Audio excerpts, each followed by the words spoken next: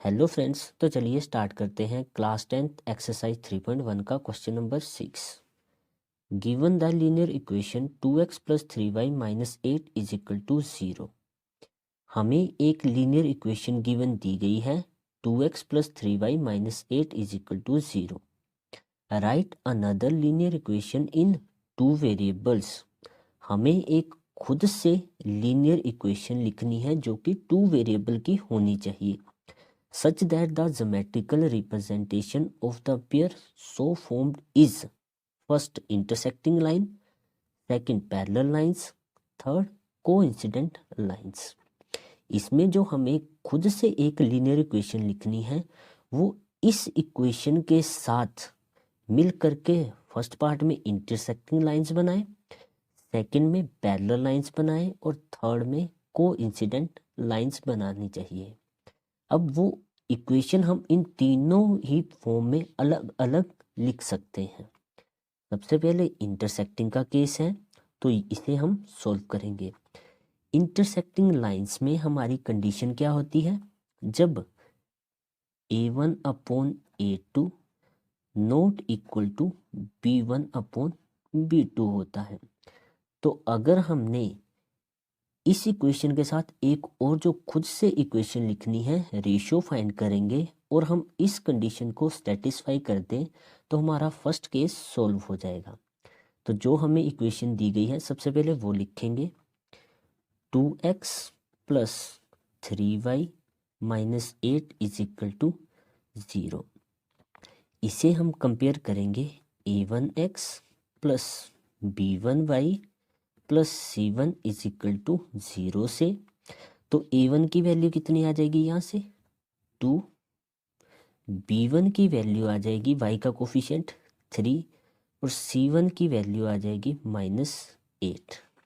ये इक्वेशन हमें दी गई थी इसलिए हमने वैल्यू आसानी से निकाल दी।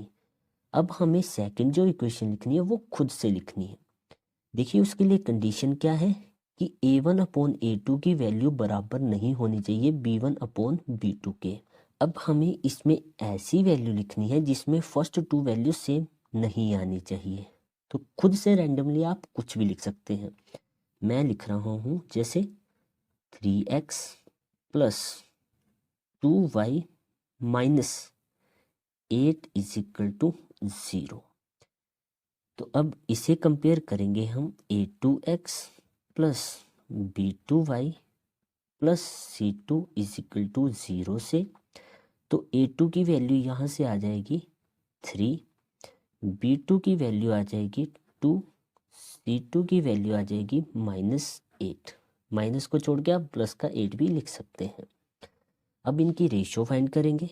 सबसे पहले a1 अपॉन a2 की रेशियो, a1 है 2 और a2 है 3। सेकंड b1 अपॉन b2 की रेशियो, b1 की वैल्यू है 3 और b2 की वैल्यू है 2। आगे c1 अपॉन c2 की भी निकाल ही लेते हैं। c1 की वैल्यू है -8, c2 की वैल्यू -8। अब देखिए फर्स्ट टू वैल्यूज हमारी सेम नहीं है तो हमने ये जो कंडीशन होती है इंटरसेक्टिंग लाइंस की वो फुलफिल कर दी है। तो फर्स्ट पार्ट हमारा सॉल्व हो गया। हमने जो इक्वेशन खुद से लिखनी थी वो हमने बिल्कुल सही लिखी है। अगर आप नीचे लिखना चाहें a1 upon a2 is not equal to b1 upon b2 लिख सकते हैं। फर्स्ट पार्ट तो सॉल्व हो गया। अब सेकंड पार्ट है पैरेलल लाइंस का, तो चलिए इसको भी करते हैं। सेकंड पार्ट में पैरेलल लाइंस में जो हमें गिवन इक्वेशन दी गई है उसे लिखेंगे। उससे पहले हम ये जान लेते हैं कि पैरेलल लाइंस की कंडीशन क्या होती है। पैरेलल लाइंस में सबसे पहले a1 अपॉन a2 बराबर होता है b1 अपॉन b2 के, but not equal to c1 upon c2। यानी कि फर्स्ट टू जो रेशियोज होती हैं वो सेम होती हैं लेकिन थर्ड डिफरेंट होती हैं। अब जो हमें गिवन इक्वेशन दी गई है उसे लिखते हैं 2x plus 3y minus 8 is equal to 0। इसे हमने कंपेयर किया था a1x plus b1y plus c1 is equal to 0 से।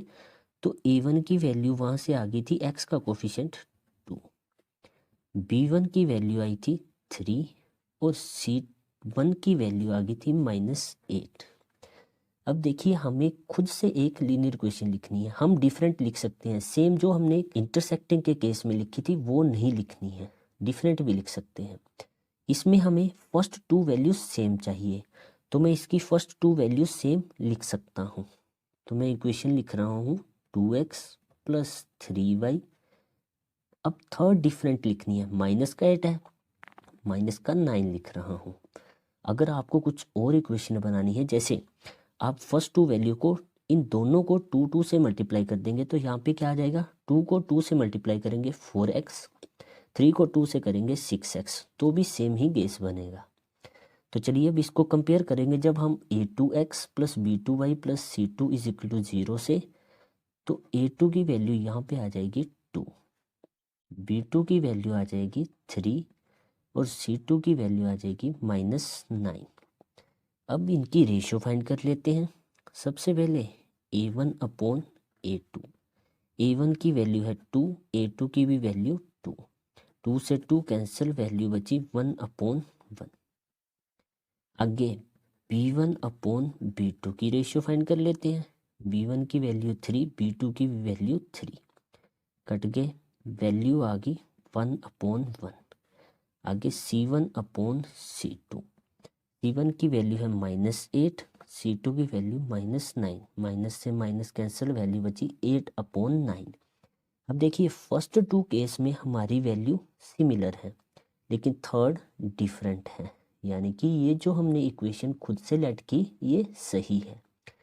तो हम लिख देंगे आगे a1/a2 जो है वो बराबर है b1/b2 के, but not equal to c1/c2, यानी कि इन दोनों जो पेयर ऑफ लीनियर इक्वेशन है इसमें हमारी पैरेलल लाइंस बनेगी।